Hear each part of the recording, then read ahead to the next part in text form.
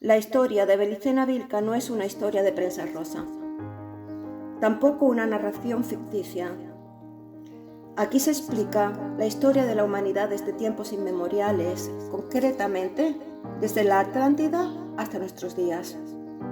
Nos cuenta el gran engaño en el que hemos vivido la humanidad, sometida a las potencias del mal.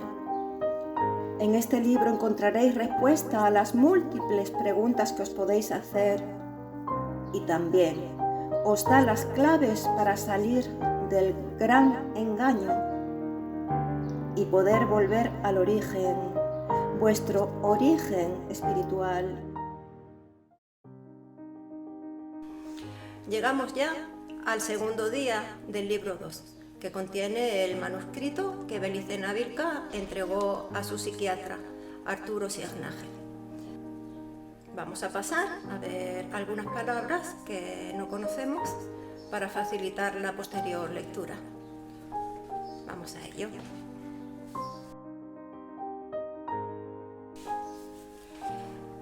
El pacto de sangre es el realizado por los atlantes blancos con los nativos, dando lugar a reyes guerreros o guerreros sabios, también llamados hombres de piedra. Incluía pureza racial más sabiduría. Sabiduría es la lealtad para regresar al origen, incluyendo voluntad y orientación. Piedra de Venus, una gema semejante a una esmeralda del tamaño del puño de un niño. Los dioses liberadores entregaban una a los pueblos nativos. Signo del origen. Se encontraba en una concavidad de la piedra de Venus. La serpiente es el más alto conocimiento para el animal hombre. Nabután, gran jefe blanco que guiaba el avance continental de los atlantes blancos. Fría, esposa de Nabután. Runas, 16 signos para conocer la lengua de los pájaros. Y con esa lengua conocer el signo del origen. Con el signo del origen, la serpiente. Y con la serpiente, la libertad. La lengua de los pájaros no son sonidos, son movimientos significativos o la danza. Las brayas son 3 guerreras sabias y las barayas, junto a los noyos, son una institución secreta que los íberos crearon, cuya misión es custodiar la piedra de Venus. Voy a explicar la diferencia entre signo y símbolo. Un signo es lo que vemos que nos recuerda algo. Por ejemplo, una palabra, por ejemplo, una cruz, cualquier cosa que podemos ver en un papel, pero no es la cosa en sí. La cosa en sí, lo que nos recuerda un signo, eso es el símbolo. Por lo tanto, el símbolo es aquello que nos viene a la cabeza cuando vemos una palabra, una marca, una señal. Trasladando esto al libro, lo primero que debe poseer el hombre es el símbolo, es decir, la imagen es en sí, la idea en sí, y luego el signo. Primero el símbolo, segundo el signo. Y voy a decir lo que es signo del origen y símbolo del origen aquí. Hemos dicho primero el símbolo del origen. Debe poseerse previamente en la sangre para poder ver el signo. Segundo día. El pacto de sangre. El pacto de sangre era el que realizaban los atlantes blancos con los nativos, que eran también de raza blanca. La mezcla dio lugar a las primeras dinastías de reyes guerreros o guerreros sabios, llamados también hombres de piedra. Estas dinastías, al proceder de los dioses, eran de origen divino, por lo cual debían proteger y hacer perdurar su pureza racial. Así lo hicieron durante milenios, hasta que la influencia de los atlantes morenos quebró el pacto de sangre. Además de la pureza racial, el pacto de sangre incluía sabiduría, consistente en voluntad y orientación para volver al origen. Para llegar a la sabiduría, los dioses liberadores dieron a los atlantes blancos la comprensión de la agricultura y la forma de domesticar y gobernar a los animales útiles al hombre. Respecto a la agricultura, los dioses liberadores proporcionaron a los atlantes blancos arados de piedra para que ellos cercasen los campos con este arado. Y ese arado debía legarse generación tras generación y no desprenderse nunca de él. Hasta el momento hemos hablado de sabiduría en sentido individual, es decir, que cada persona puede individualmente volver al origen, teniendo voluntad y orientación. Sin embargo, existe otra sabiduría colectiva que consiste en alcanzarla colectivamente, en un momento en que todos los guerreros sabios se reconozcan simultáneamente, directamente o a través de la piedra de Venus, de la que hablaré a continuación, pero antes diré que la sabiduría colectiva se revelará al final, en un momento en que los dioses liberadores se manifestarán en la llamada batalla final. Ahora sí, la piedra de Venus. Es una gema semejante a una esmeralda del tamaño del puño de un niño. Tiene una concavidad en la cual se puede ver el signo del origen. Este signo sirve para representar un símbolo. La pregunta sería, ¿cuál es el símbolo, el reflejo o el recuerdo que transmite aquel signo? Muy sencillo, el recuerdo de nuestro origen espiritual, que somos espíritus atrapados en un mundo creado. En este punto transcribo una frase literal del libro. Con el signo del origen se comprende a la serpiente. ¿Qué simboliza la serpiente? Simboliza el conocimiento humano, al contrario de lo que se nos ha enseñado. Es pues un símbolo de los atlantes blancos. Pues bien, los atlantes morenos fueron los que crearon la confusión, los que la asociaron a la serpiente a ideas de repugnancia y temor, incluso llegando a culpar a los atlantes morenos de practicar la magia negra, lo cual es una total falsedad, pero así se ha transmitido a la humanidad. Repito, la serpiente simboliza el conocimiento que debe llegar al hombre para liberarse de la esclavitud del Creador. Terminaré hablando de Nabután y su esposa Fría. Nabután era el gran jefe blanco que guiaba a los atlantes blancos en su avance continental, y lo hacía manifestándose directamente, es decir, que lo veían. Él fue quien reveló a los atlantes blancos el signo del origen, de lo increado. Le ayudó su esposa Fría mediante la lengua de los pájaros, que no es otra cosa sino la danza. Si bien por este medio, la danza o la lengua de los pájaros se accedía al origen, a lo increado, los atlantes blancos pensaron que con el tiempo esta lengua podría olvidarse. Por este motivo, quisieron preservar algo que nunca pudiera perderse y que sirviera para este mismo fin. Ese algo era la piedra de Venus. Para ello, los íberos crearon una institución que estaba compuesta de Noios y Braias, cuya misión consistía en custodiar la piedra de Venus en todo tiempo y lugar. Hasta aquí el resumen del día segundo del libro segundo. Segundo día, pacto de sangre. Comenzaré por el pacto de sangre. Significa que los atlantes blancos mezclaron su sangre con los representantes de los pueblos nativos que eran también de raza blanca, generando las primeras dinastías de reyes y guerreros de origen divino. Lo eran, afirmarían luego, porque descendían de los atlantes blancos, quienes a su vez sostenían ser hijos de los dioses.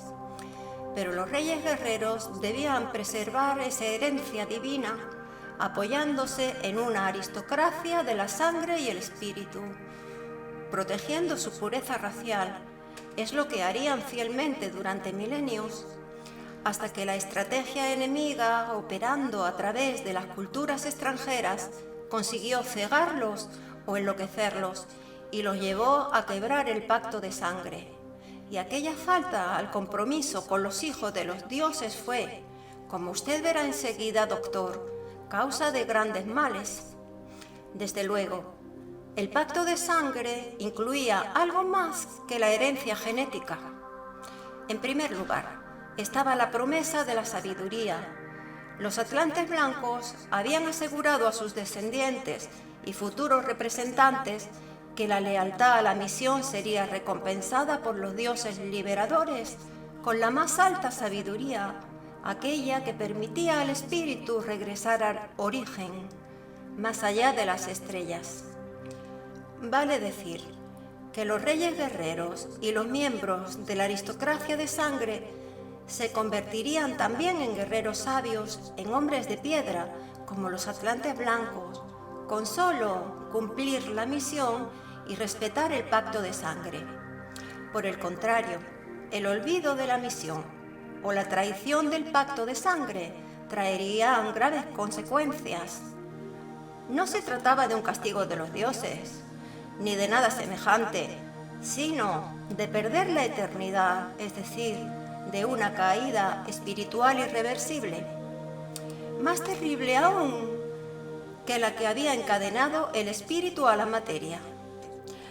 Los dioses liberadores, según la particular descripción que los atlantes blancos hacían a los pueblos nativos, no perdonaban ni castigaban por sus actos, ni siquiera juzgaban, pues estaban más allá de toda ley. Sus miradas solo reparaban en el espíritu del hombre, o en lo que había en él de espiritual, en su voluntad de abandonar la materia.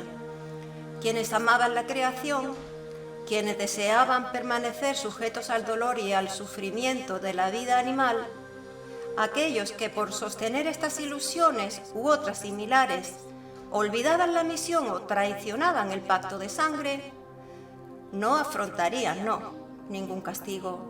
Solo era segura la pérdida de la eternidad, a menos que se considerase un castigo la implacable indiferencia de los dioses liberadores que exhiben hacia todos los traidores. Con respecto a la sabiduría, los pueblos nativos recibían, en todos los casos, una prueba directa de que podían adquirir un conocimiento superior, una evidencia concreta que hablaba más que las incomprensibles artes empleadas en las construcciones megalíticas. Y esta prueba innegable, que situaba a los pueblos nativos por encima de cualquier otro que no hubiese hecho tratos con los atlantes, consistía en la comprensión de la agricultura y de la forma de domesticar y gobernar a las poblaciones animales útiles al hombre. En efecto, a la partida de los atlantes blancos, los pueblos nativos contaban, para sostenerse en su sitio y cumplir la misión, con la poderosa ayuda de la agricultura y la ganadería, sin importar qué hubiesen sido antes, recolectores, cazadores o simples guerreros saqueadores. El cercado mágico de los campos y el trazado de las ciudades amuralladas debía realizarse en la tierra por medio de un arado de piedra que los atlantes blancos legaban a los pueblos nativos para tal efecto.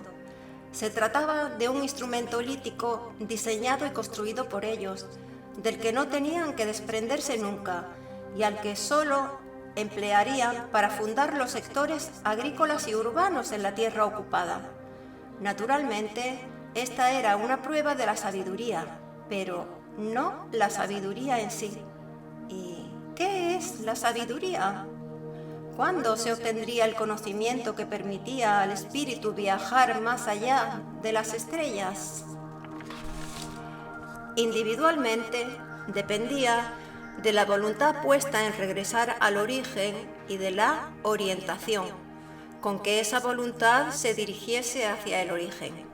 Cada uno podría irse en cualquier momento y desde cualquier lugar si adquiría la sabiduría procedente de la voluntad de regresar y de la orientación hacia el origen. El combate contra las potencias de la materia tendría que ser resuelto, en este caso, personalmente. Ello constituiría una hazaña del espíritu y sería tenido en alta estima por los dioses liberadores. Colectivamente, en cambio, la sabiduría de la liberación del espíritu, la que haría posible la partida de todos los guerreros sabios hacia Katagar y desde allí hacia el origen, solo se obtendría cuando el teatro de operaciones de la guerra esencial se trasladase nuevamente a la tierra. Entonces, los dioses liberadores volverían a manifestarse a los hombres para conducir a las fuerzas del espíritu en la batalla final contra las potencias de la materia. Hasta entonces, los guerreros sabios debían cumplir eficazmente con la misión y prepararse para la batalla final. Y en ese entonces, cuando fuesen convocados por los dioses liberadores para ocupar su puesto en la batalla, les tocaría a los guerreros sabios en conjunto demostrar la sabiduría del espíritu. Tal como afirmaban los atlantes blancos, ello sería inevitable si los pueblos nativos cumplían su misión y respetaban el pacto de sangre. Pues entonces, la máxima sabiduría coincidiría con la más fuerte voluntad de regresar al origen, con la mayor orientación hacia el origen, con el más alto valor resuelto a combatir las potencias de la materia y con la máxima hostilidad espiritual hacia lo no espiritual. Colectivamente, pues, la máxima sabiduría se revelaría al final, durante la batalla final, en un momento que todos los guerreros sabios reconocerían simultáneamente. ¿Cómo? La oportunidad sería reconocida directamente con la sangre pura, en una percepción interior, o mediante la piedra de Venus. A los reyes guerreros de cada pueblo aliado, es decir, a sus descendientes, los atlantes blancos legaban también una piedra de Venus, gema semejante a una esmeralda, del tamaño del puño de un niño. Aquella piedra, que había sido traída a la tierra por los dioses liberadores, no estaba facetada en modo alguno, sino finamente pulida, mostrando sobre un sector de la superficie una ligera concavidad en cuyo centro se observaba el signo del origen. De acuerdo con lo que los atlantes blancos revelaron a los reyes guerreros antes de la caída del espíritu extraterrestre en la materia, existía en la Tierra un animal hombre extremadamente primitivo, hijo del Dios creador de todas las formas materiales. Tal animal poseía esencia anímica, es decir, un alma capaz de alcanzar la inmortalidad, pero carecía del espíritu eterno que caracterizaba a los dioses liberadores o al propio Dios creador. Sin embargo, el animal hombre estaba destinado a obtener evolutivamente un grado de conocimiento sobre la obra del Creador, conocimiento que se resumía en el signo de la serpiente. Con otras palabras, la serpiente representaba el más alto conocimiento para el animal hombre. Luego de protagonizar el misterio de la caída, el espíritu vino a quedar incorporado al animal hombre, prisionero de la materia, y surgió la necesidad de su liberación. Los dioses liberadores, que en esto se mostraron tan terribles como el maldito Dios creador, cautivador de los espíritus, solo atendían, como se dijo, a quienes disponían de voluntad de regresar al origen y exhibían orientación hacia el origen. A estos espíritus valientes, los dioses decían: has perdido el origen y eres prisionero de la serpiente. Con el signo del origen, comprende a la serpiente y serás nuevamente libre en el origen. Así pues, la sabiduría consistía en comprender a la serpiente, con el signo del origen. De aquí la importancia del legado que los atlantes blancos concedían por el pacto de la sangre pura de los dioses y la piedra de Venus, en cuya concavidad se observaba el signo del origen.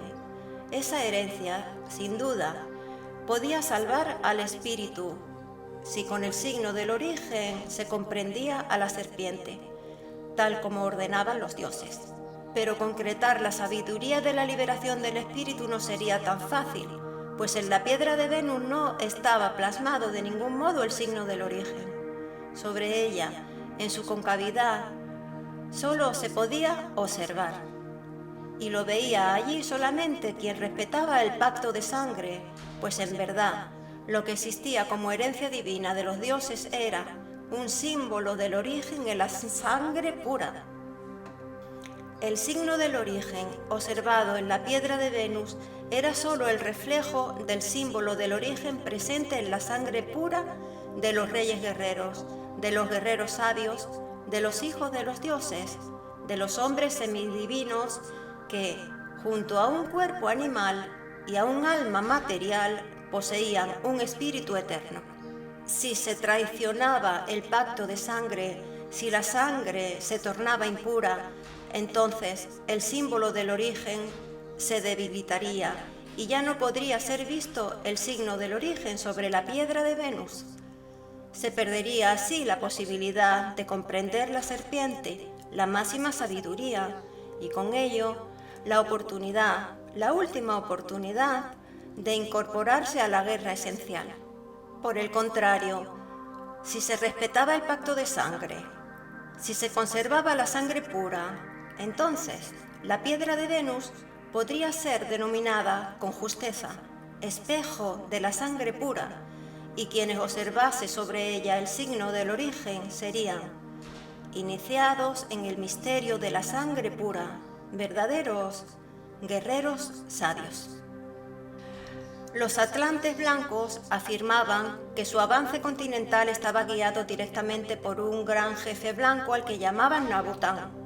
Ese jefe, al que solo ellos veían y por el que expresaban un profundo respeto y veneración, tenía fama de haber sido quien reveló a los mismos atlantes blancos el signo del origen. Naturalmente, el signo del origen sería incomunicable, puesto que solo puede ser visto por quien posee previamente en su sangre el símbolo del origen. La piedra de Venus, el espejo de la sangre pura, permitía justamente obtener afuera un reflejo del símbolo del origen, pero aquel reflejo, el signo del origen, no podía ser comunicado ni por iniciación ni por ninguna otra función social, si el receptor carecía de la herencia del símbolo del origen. Inclusive entre los atlantes blancos hubo un tiempo en el que solo unos pocos, individualmente, lograban conocer el símbolo del origen. La dificultad estribaba en la imposibilidad de establecer una correspondencia entre lo increado y lo creado. Era como si la materia fuese impotente para reflejar lo increado. De hecho, las piedras de Venus habían sido modificadas estructuralmente por los dioses liberadores para que cumpliesen su función. Con el propósito de resolver este problema y dotar a su raza de la más alta sabiduría, mayor aún que la sabiduría lítica conocida por ellos, Nabután había descendido al infierno. Por lo menos, eso era lo que contaban los atlantes blancos. Aquí luchó contra las potencias de la materia, pero no consiguió obligarlas a reflejar el símbolo del origen para que fuese visto por todos los miembros de su raza. Al parecer, fue Fría, su divina esposa, quien resolvió el problema. Pudo expresar el signo del origen mediante la danza. Todos los movimientos de la danza procedían del movimiento de las aves, de sus arquetipos. El descubrimiento de Fría permitió a Nabután comprender el signo del origen con la lengua de los pájaros y expresarlo del mismo modo. Mas no era esta una lengua compuesta por sonidos, sino por movimientos significativos que realizaban ciertas aves en conjunto, especialmente las aves zancudas, como la garza o la grulla, y las gallináceas, como la perdiz, el pavo o el faisán. Según Nabután, para comprender al signo del origen se requerían exactamente 13 más 3 brunas, es decir, un alfabeto de 16 signos denominados brunas o varunas. Gracias a Nabután y Fría, los atlantes blancos eran arúspices de ave, spíquere, vale decir, estaban dotados para comprender el signo del origen observando el vuelo de las aves. La lengua de los pájaros representaba, para ellos, una victoria racial del espíritu contra las potencias de la materia. Así se sintetizaría la sabiduría de Nabután. Quien comprendiese el alfabeto de 16 runas, comprendería la lengua de los pájaros. Quien comprendiese la lengua de los pájaros, comprendería el signo del origen. Quien comprendiese el signo del origen, comprendería a la serpiente. Y quien comprendiese a la serpiente con el signo del origen, podría ser libre en el origen. Es claro que los atlantes blancos no confiaban en la perdurabilidad de la lengua de los pájaros, la que, a pesar de todo, transmitían a sus descendientes del pacto de sangre. Preveían que, de triunfar el pacto cultural de los atlantes morenos, la lengua sagrada pronto sería olvidada por los hombres.